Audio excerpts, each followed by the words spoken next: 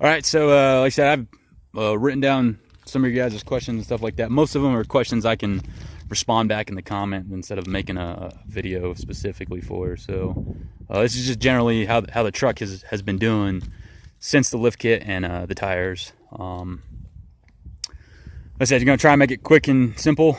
Just cut these videos up. Tires are doing good. These were actually off the rear, just rotated them from the rear. They're inner dual rear tires. Going out to Kentucky, so I never did a wheel alignment after I did the lift kit. It had a slight steering wheel was slightly off just because the drop from the drop pitman arm kind of pitched the steering wheel a different way. But going out to Kentucky, 1,100 miles, it started chewing up the front tires. I'm thinking because of that little bit of an off of a wheel alignment. You know, you can kind of see the difference in lug depth. You know, I'm getting a little bit of rounding on the outside edges, but that's probably because I clip curbs and stuff like that. But where these went out, it did a weird pattern. It'd wear this lug away, it'd wear this corner, and it'd dip in here. So it did a weird pattern. When I went Kentucky to Michigan, I had them throw them up on a semi-truck wheel alignment rack, and it spot on. But they moved the tires to the front, haven't had an issue. So I think maybe some weights were off, and they it probably leveled it out. The weights were probably off in the beginning. The key thing with any tire, any suspension, is rotating tires and balancing your tires. If you get an odd balance, a bad balance in it, it's not going to do well. And your steering linkage, all your steering linkage is the big thing about it. But tires are doing good. These came from the back to the front up in Michigan. I had them rotate it, and then I drove Michigan all the way back to Colorado, and nothing wrong with the rear. So you can see the difference in the lug depth. You know, there's a rock stuck in it. Just a comparison of that rock. I know it's a bad comparison to the depth in that thing. Like, it's huge. But tires are doing good. Shocks are doing all right. And then again, the lift kit was pieced out of a junkyard, so the shocks are probably on their way out. You can see a little bit of more compression in them, but it still rides smooth on a smooth road. It rides good, and on a bumpy ass road, on a bumpy road, it rides bumpy. But they do pretty good. The only problem I ran into is the rear bolt when I replaced the shock was too thin, and it wallowed out the bottom bushing. Just went and bought some Rancho bushings and a metal center sleeve, and slap those in there, and we'll see how they go. But shocks are doing good. There are really no issues with the shocks. Lift kit's still doing good. Rides rough as a tank, smooth as a baby's bottom on smooth roads, but there's the blocks. No issues. So if you guys got any more questions about it, I'll hit quickly on the inside. So just trying to keep these videos short. Just got rid of the conversion seats. Didn't like them. I don't know if I hit this in another video. Found 40-20 40s in a truck in the junkyard. Threw them in here. Had to re-drill holes and put new grade 8 bolts and huge old washers. And yeah, they're a little crooked. Who cares? I don't really care about it. But I waited to do that for I'd say a DVD headrest set from the store. Just bought some hinges. Screwed it up into the overhead console and velcroed the hinges to the back of it. Just reused all the wiring to the VCR, and now my daughter has something to watch. A little bit more new age, can buy DVDs instead of going to freaking Goodwill and buying VHSs. But nothing new. Oh yeah, one of you guys asked about the mirrors. These are actually West Coast brackets off of a 67, 68 to 72 F100. They call it a bump style. It's because I have one. I got a 72 F100. But the bracket, that's what it's off of. And the mirror is just a mirror you can buy at any AutoZone, O'Reilly's. I took the regular swing style mirrors. Just in case if I ever wanted to go back, I just bought some fancy little bolts, put them through here. Kept this hole so I can run the wiring to these lights. Just ran the wires through there and drilled one hole here. And then again, if I ever go back, I'll only have to fill in the 2 holes up here that I used to mount But then again, they're so high up, and that small bit of a little touch-up paint, you're not going to notice. They vibrate a little. They don't swing in and out. I got them so tight so they don't move. But it's just simple. A mirror that you can buy at any auto parts store. I just coated it with some black paint, Plasti Dip. Go ahead and make fun of me. And this is just a clearance light from the auto parts store, and it's an LED light from Truck Stop. I just painted it black so it wasn't so bright. Those suckers are bright. But yeah, it's a West Coast mirror bracket off of a bump style Ford that all I simply did is I had to bend it out a little, and you kind of see where it's a little bit more of a bend here, kind of arches down. I just put my foot down here and grabbed the top bar and just slowly ranked on it until it was the right spacing for this truck.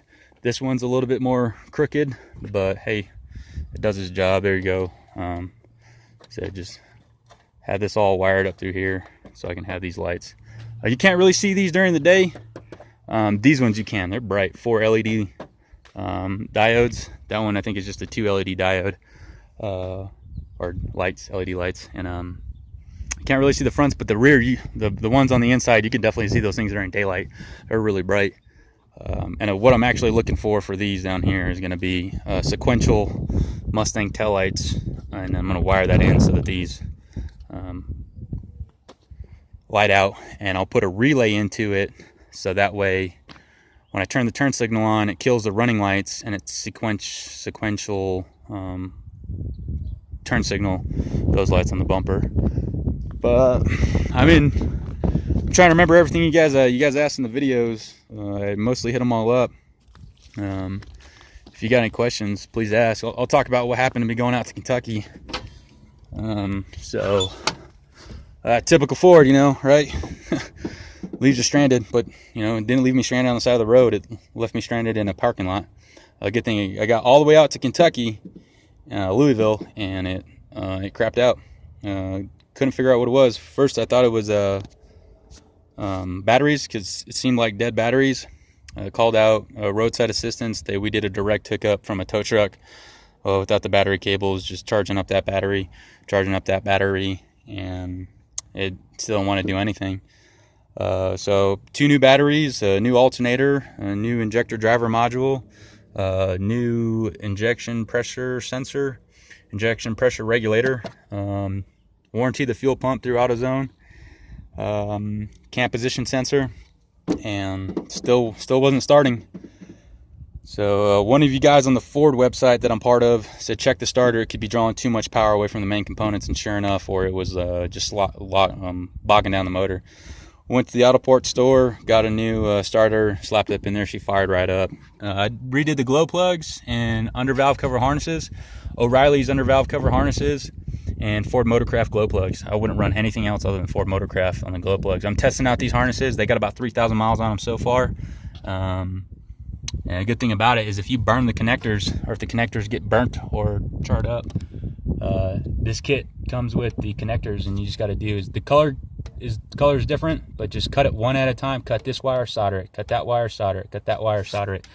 If you want to put your faith in butt connectors, go ahead. I like soldering. But water pump, AutoZone water pump will get you about a year's worth, about 40,000 miles before it starts leaking through the weep hole. But it's right down the store. It's going to take me about 3 hours to do. Other than that, nothing much crazy done. Yeah, it's the new hot air, cold air, medium air, lukewarm, 700 degree air intake system. 4-inch pipe from Pep Boys, and washable, reusable Spectre air filter. About $40. $40 for all that. If you guys got questions, please go ahead and ask. I'll try and keep up on the videos or the comments in the videos. Like I said, I'm going to do one of the spacers, front and rear, and then I'll do a little bit more in depth on the cab. The sun's kind of weird. Let me go to the other side. Hopefully the other side works out well.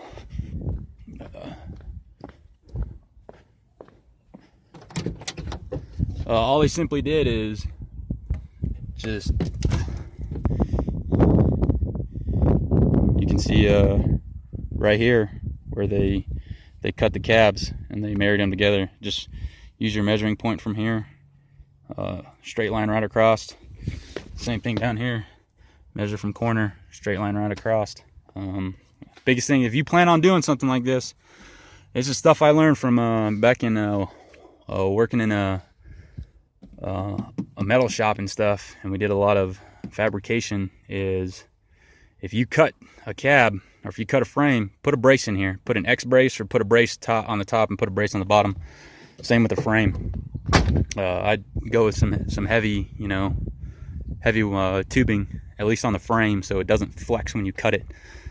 But that's how they married the cabs together. The roof is custom because I've only seen the ridges on 4-door versions, and on cab and a halves, it's just a smooth roof. So they must have cut two roofs and married it together to make that one roof, or was getting special stamps made for that. But there's reinforcements in the top of the cab, reinforcements under the cab, and the frame's a little bit weird. I'll make a video of that so you guys can see it.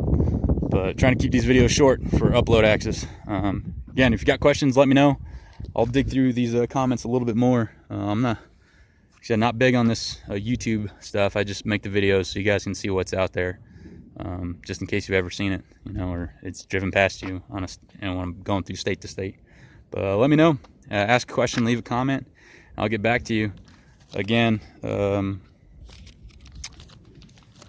just leave comments. It's the best way. And sorry if it's a late response, but hopefully it gets to you, man. Just appreciate all the likes and the entertaining comments. It's funny, but again, questions, ask. I'll get back to you.